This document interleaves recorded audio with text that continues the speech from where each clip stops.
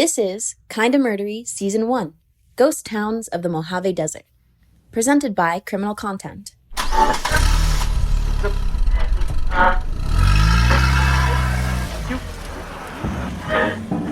You're rocketing down the 15 freeway between Vegas and LA. It's a scorched wasteland of Airstream meth labs and unrelenting heat. This is no place you'd want to stop.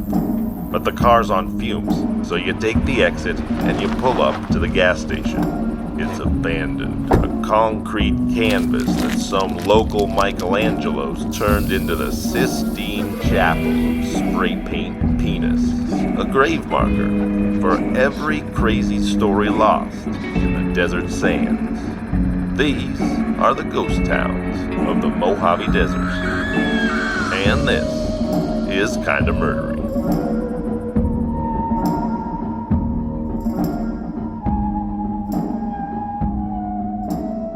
Hey everybody, and welcome to Kinda Murdery Season 1, Ghost Towns of the Mojave Desert. I'm your host, Zevon Odelberg. Thanks for deciding to be here. We are here today with Jerry Paulley. I wanted to ask you, what was the inspiration for Hillbilly Horror Stories? Did something particular happen in your life that made you decide that this was the show that you wanted to do? When I was 12, 13 years old, we moved into a house. And after being there for about a year, it turns out we started having some paranormal activity. Now, wow. looking back, I tend to think a lot of this stemmed from my mother. If you know much about paranormal activity, a lot of times it's caused from a young teen going through pubescence time of their life. There's a lot of angst and emotions and hormones and everything going on. And this energy can sometimes create things that happen around you. Most of the time it's young women. But for whatever reason, sometimes it can be somebody older if they've got a traumatic experience that's going on in their life. And my mom did at the time. And all this tied in to the time where she started having these experiences, which is why I think that, she was involved in a lot of this stuff happening. But we had about 5 years of paranormal experiences and priests coming in and blessing the house. And, oh, my goodness. Psychics coming in.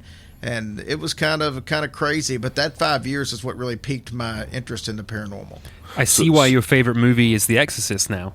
Right. Yeah. That was actually my favorite before that. So was your mother alive at this time, or were these paranormal experiences were your mother's ghost? No, what happened? She was alive at the time. My mother was raised. She had a very, I'm not going to say abusive because that's really technically wouldn't be the same, but she had a very rough childhood growing up. Her mother was not around.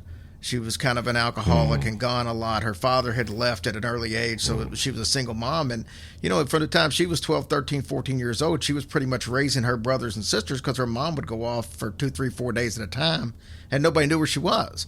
And so this, on a bender or something, yeah. Yeah, so she was pushed into adulthood very early. They didn't have much money. And she eventually ended up turning to her grandmother and grandfather on the maternal side, and they raised her. So that was, in all essence, her mother and father. And when her grandfather passed away, which was right at about a year after moving in that house, it was very traumatic for her. It was something that she really couldn't get over. And then her grandmother passed away 4 months later. Oh, no. That's awful. Yeah, those two things combined, it put her in a situation, and I'll tell you about the very first thing that happened so you can see how it ties in. We were sitting in the living room, and we were watching the 700 Club, and they had a call-in number. She was on the phone talking to someone, and far away from us, all the way across the other side of the room, we had a big console television, and it had a little pin cushion on there that was like, basically it looked like a recliner, like a chair, but it was just designed to put your pins and your thread and stuff in. We had a bunch of stuff sitting on it. I think of Elmer's glue. We had some house numbers where we had just been painting the house sitting there. And as she's on this prayer line, this thing pops up in the air about 2 feet, and it just lands on the floor and scatters everywhere.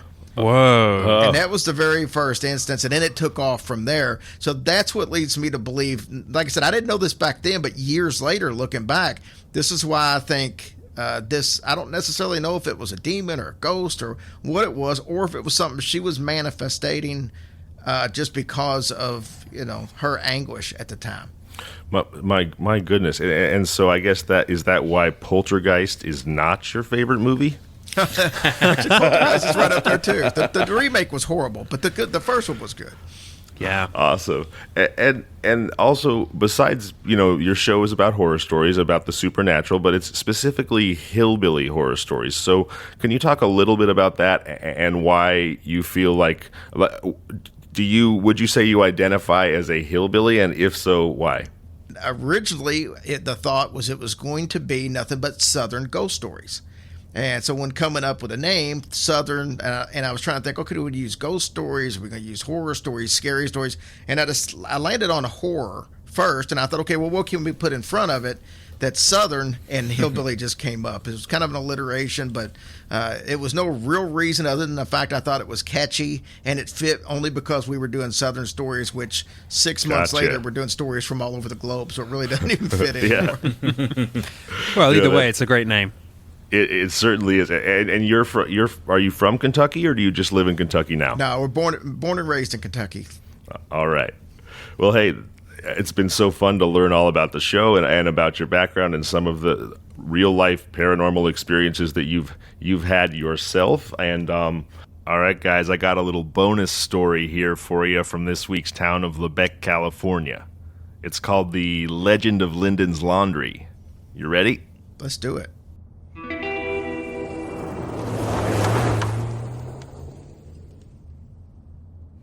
We're headed back to 1929 for the story of 50-year-old Lebec Hotel laundryman Frank R. Linden, who may have been a German count, but who certainly discovered that in Lebec, a man's home is not his castle.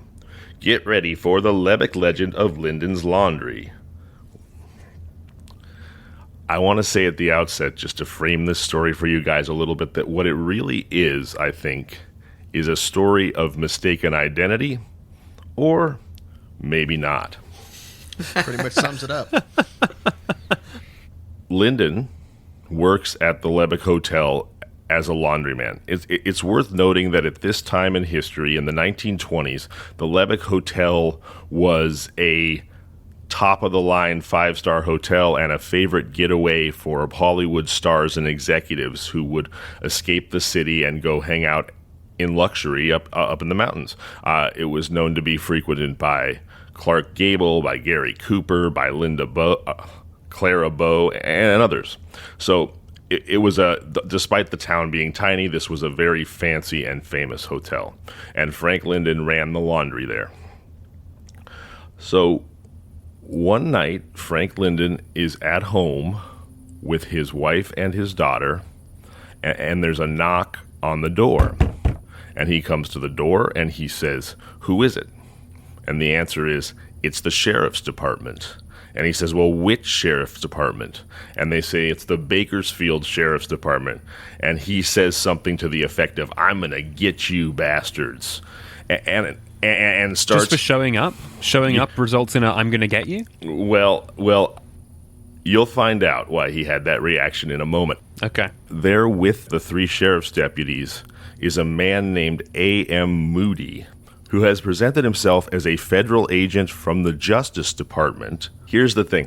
Linden's house had a screen door, and that door was open because he initially answered the door, and he says, "I'm going to get you bastards," and he starts to walk away, at which point one of the sheriff's deputies shouts, assumes he's going to go get a gun, and tells him to stop, and he doesn't. So Linden's there in his own home. He's denied the sheriff's entry, and when he does not stop walking away from them, Deputy Sheriff Renfro, who's assuming that Linden is going for a gun, actually takes his shotgun barrel, shoves it through the screen on the screen door, and blasts Linden in the back. Back full of buckshot, Linden staggers around the room for a moment and falls down dead. Wow. It's worth noting that also home with Linden was his wife and his foster daughter, who happened to also be his niece. So here's what had happened earlier in the day that had inspired the federal agent and the sheriffs to go to Linden's house. And this is the story as told by Linden's wife. Linden's daughter has informed them that there's a criminal out there that somehow knows her, or that she knows, who means to do her harm, or in Linden's estimation, at the very least, to do what he says, take her out on a drive away from the protection of her parents. Well, when Agent Moody shows up in town, he is unknown to Linden, and Linden hears about this new guy in town, and for a reason that we don't know the specifics of, he believes that Federal Agent Moody is in fact this criminal who has threatened the welfare, or perhaps just wants to have inappropriate before marriage relations with his foster daughter. So Agent Moody is eating at the cafe in town when who should show up but a furious Mr. Linden carrying a gun. And Mr. Linden basically confronts Federal Agent Moody in the cafe, pulls a gun on him, and he says, "Get the hell out of here, and if you come anywhere near my family, I will kill you." So that is the... So he practically invites the agent to come and investigate. Yeah, exactly. Turns out he's Moody, too. Yeah. He's like, "What's up, dude? I'm incredibly suspicious and potentially violent." Yeah, exactly. So that is the inciting incident. That is the inciting incident that inspires Moody to bring the sheriffs to Linden's house. Now, I've got a bit of a bombshell to drop here. The reason Moody was in town in the first place was to question Linden's daughter about a federal case involving white slavery. Whoa. Right. Whoa. So what does that mean?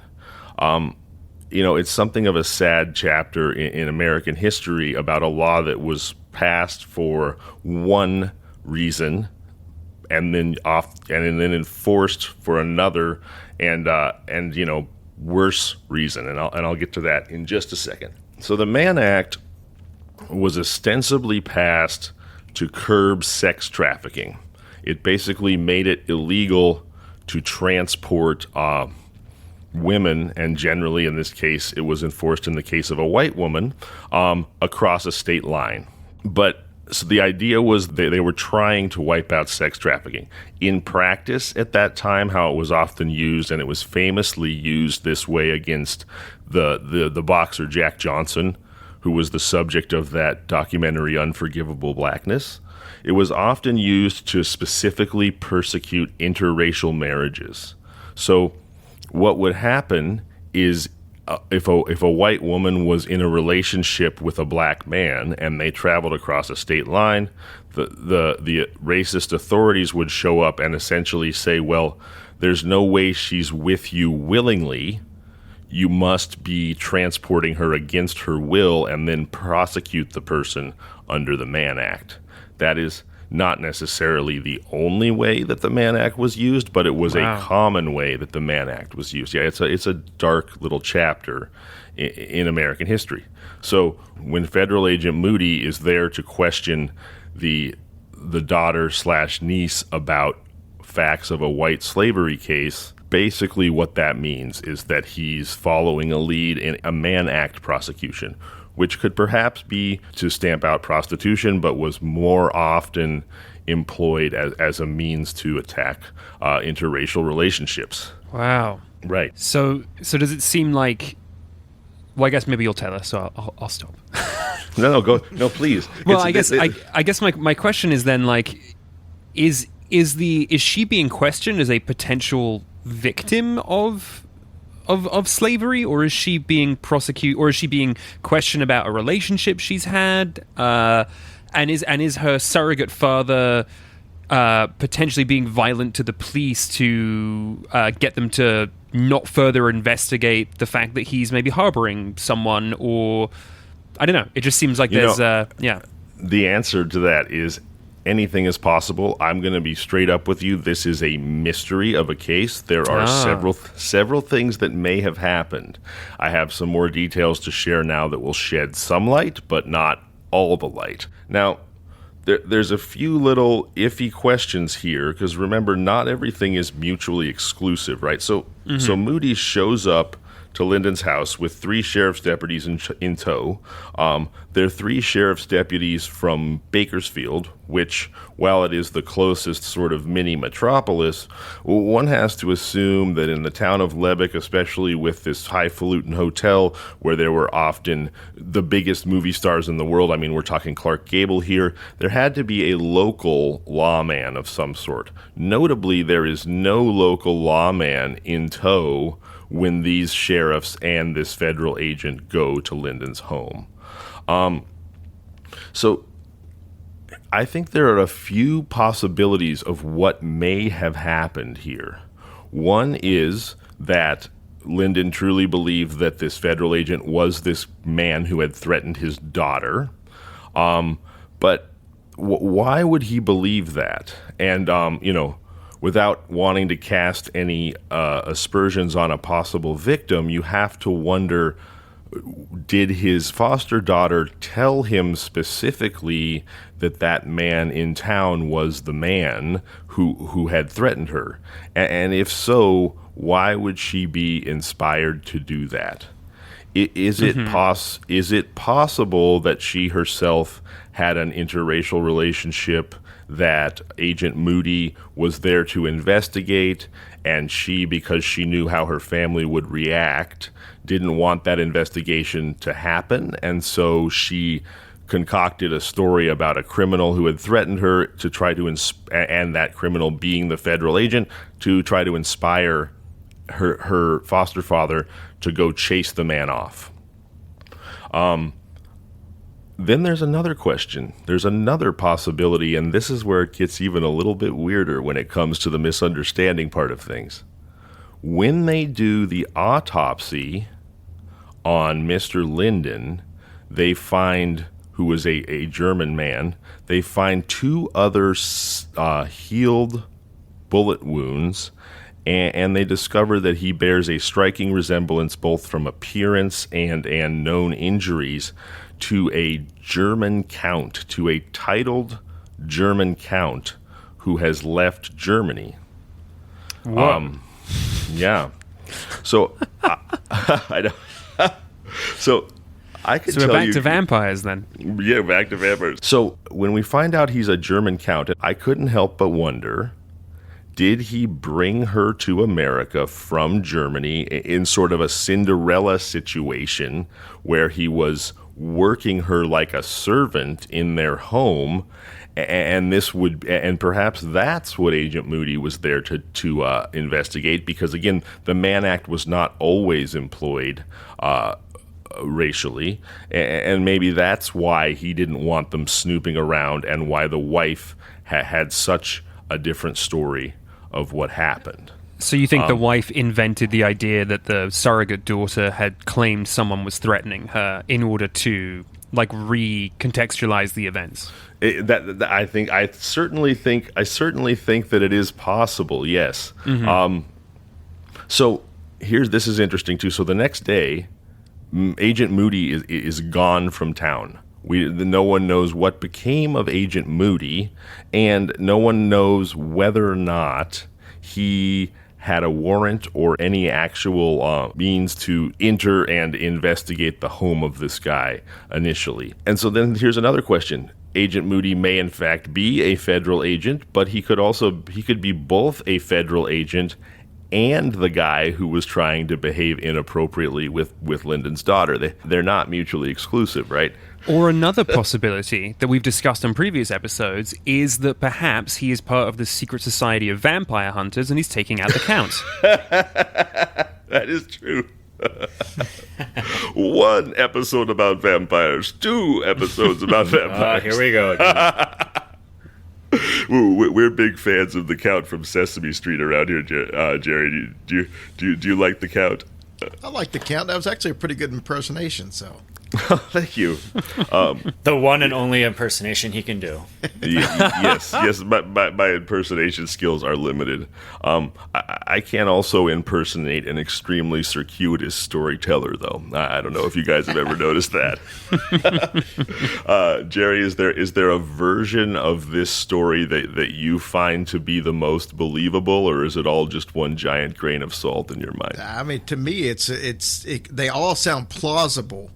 But I think the whole possible interracial relationship stands out, but also the fact that he could have brought her over from Germany. I mean, I think I would lean those two ways. It's a tough call. Yeah, it is. And then they killed the man in what seemed almost to be an execution. It made me feel like there was some larger bailiwick that was being covered up almost. Certainly seems possible. I wish I had an answer for exactly what that was. I'm sticking with vampire hunting. It's the only thing that makes sense to me. Yeah.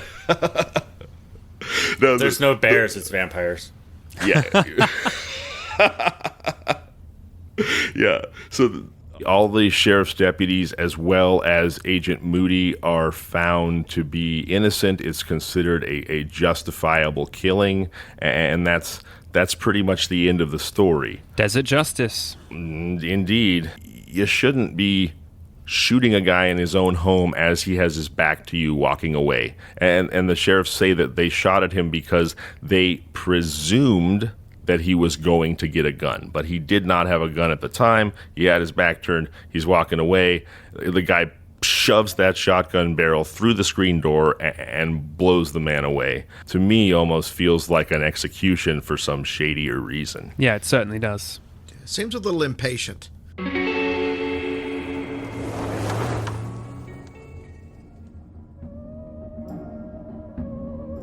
This is Kinda Murdery, Ghost Towns of the Mojave Desert, presented by Criminal Content.